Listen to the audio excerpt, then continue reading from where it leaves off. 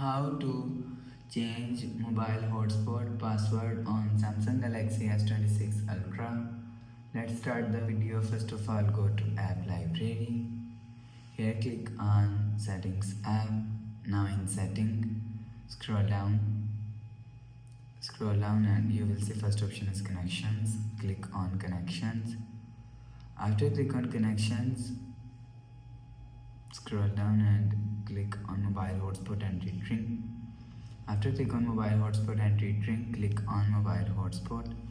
After click on mobile hotspot, if you want to change mobile hotspot password, so you will see password is here. Click on password and if you want to change, so you will select and click on save. You will see mobile hotspot password is changed. After the process, go back to home screen. So that's how you can change mobile hotspot password on Samsung Galaxy S26 Ultra. If you like the video, please subscribe. Thanks for watching.